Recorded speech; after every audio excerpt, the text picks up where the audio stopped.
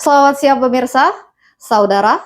Paparan Kepala Badan Intelijen Negara Daerah atau Kabinda Kalimantan Utara Andi Muhardi dalam rapat lintas sektoral pengamanan mudik dan lebaran 2025 di kantor Gubernur Kaltara menyebutkan Kalimantan Utara hingga kini masih harus mewaspadai munculnya teroris yang menjadikan wilayah Kaltara sebagai jalur lintas maupun basis pergerakan.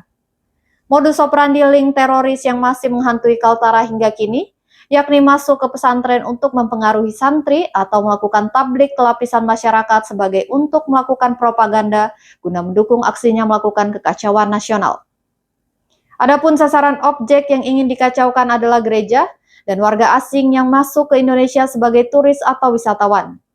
Kabinda Kalimantan Utara meminta masyarakat agar segera melaporkan ke TNI dan Polri jika mencurigai adanya gerakan-gerakan yang tidak lazim di tengah-tengah masyarakat.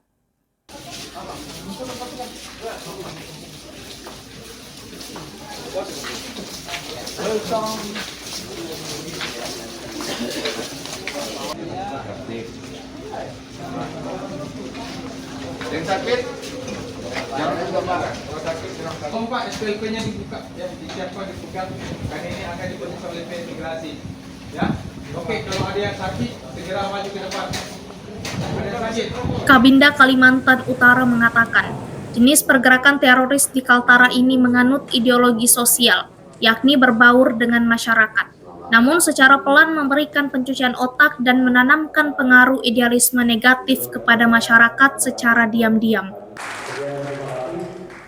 Desember 2024 lalu, Binda Kaltara berhasil menangkap satu jaringan pelaku teroris yang melakukan penyebaran ideologi sesat dalam bentuk pengajian ke rumah-rumah warga.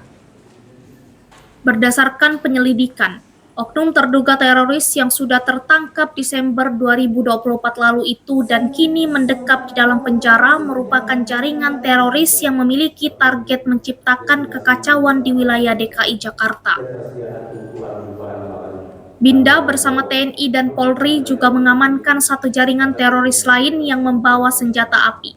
Terduga teroris ini merupakan jaringan luar negeri Filipina termasuk senjata api yang dibawanya. Salah satu basis jaringan teroris yang terdeteksi Binda dan aparat lainnya adalah wilayah Bunyu dan Nunukan maupun Sebatik. Sedangkan asal pelaku berpotensi juga adalah warga Kaltara yang sudah terdoktrin pergerakan ekstrim sebuah pemahaman idealisme sesat.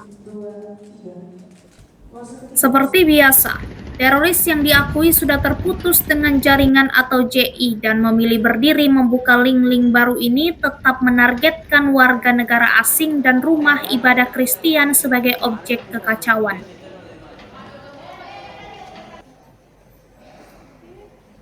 Berdasarkan investigasi dan pengamatan Binda Kaltara, beberapa yang patut dicurigai lantas diawasi sebagai jaringan pengembangan perekrutan anggota baru calon teroris adalah tempat-tempat pengajian, lembaga pendidikan dan proses mengajar siswa, tindakan doktrin dan ajakan serta berbagai pesantren dan santri itu sendiri untuk dipengaruhi dan dicuci otaknya oleh jaringan teroris.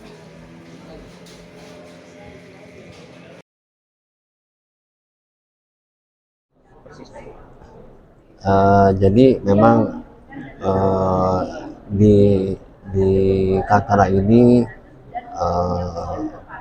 yang terpapar oleh teroris itu dia banyaknya dari media sosial, ya. Tapi ada satu yang terakhir baru divonis Desember 2024 kemarin. Dia memang ikut dalam pengajian, ya. Salah satunya memang ada dari Malaysia yang ustadznya, kemudian ini ada jaringan yang memang dari DKI, ya dia terpapar itu 2000, udah lama sebenarnya 2029 apa lah ya.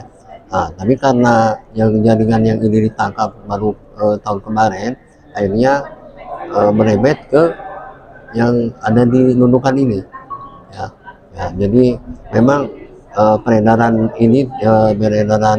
ilegal ini bukan hanya sekedar narkoba, bukan hanya berilegal juga, ternyata ada senjata-senjata yang mereka bawa itu dari Filipina, ya. Itu yang perlu kita awasi bersama-sama, ya.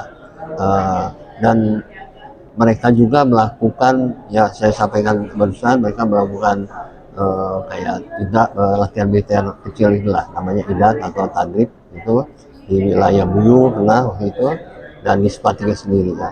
Tapi kita akan terus melakukan pengawasan ya, kami terus melakukan sosialisasi kepada masyarakat bila ada hal-hal seperti serupa itu bisa dilaporkan ke aparat keamanan wilayah. Kalau mereka itu sasarannya seperti apa? Dan yang tangkap ini sasarannya itu siapa? Terakhir ini sasaran itu memang ada di Jakarta ya, bukan di sini. Maka itu saya himbau juga tadi saya sampaikan, jangan sampai nanti aksi teroris di wilayah lain, tapi orang warganya orang Kalimantan Utara itu yang kita ini ya. Ini sasarannya ya pastilah kalau mereka itu kalau nggak ke Rusia ke asing ya, kelompok di sana atau ke gereja itu sasarannya itulah ya. Tapi itu hanya yang itu sampaikan.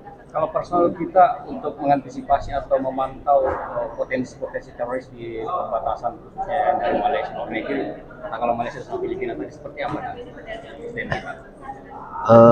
Ya kita lihat dari potensi mereka dari biasanya mereka itu ada kelompok pengajian ya, dari pengajian kecil ada yang mengajak, ada juga mereka punya modusnya polpesnya apa tempat itu bukan tempat memang pengajian, tapi ada satu datang situ akhirnya mengajak yang lainnya dengan secara ya bukan sekelompok lah, mungkin dia mengajak aja.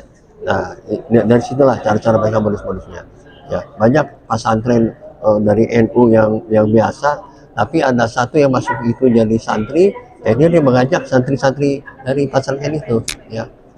Ya mereka itu kan tidak sekelompok itu sekarang, beda dengan waktu zaman dulu, zaman JI dulu kan. Nah, sekarang itu memang terputus, mereka punya link-link tersendiri ya, itu yang memang ada sulit untuk kita monitor ya. Kita minta peran dari masyarakat untuk membantu kami ini, aparat dari polisi, dari TNI, dari kami juga ya, agar mereka kalau ada sedikit yang rada mengarah ke radikal ya ini laporkan ya. Mungkin itu aja cukup ya. Terakhir Pak, sepanjang tahun ini berapa atau 2 tahun, 1 tahun 2 tahun terakhir ini berapa yang sudah terjadi yang dicurigai? Udah tidak ada ini ya, aman lah insyaallah ya, tidak aman semua ya. Itu aja, terima kasih ya. Meski selalu ada alarm waspada setiap saat terhadap keberadaan dan pergerakan bibit-bibit teroris baru di Kalimantan Utara, Kabinda Kaltara Andri Murhadi mengaku jika sejak akhir 2024 hingga kini, isu dan potensi keberadaan teroris di Kaltara masih aman dan diklaim sudah tidak ada pergerakan lagi.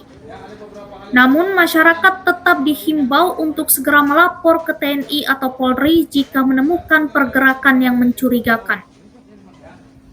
Dari lantai 1 kantor Gubernur Kaltara, M. Sakir melaporkan.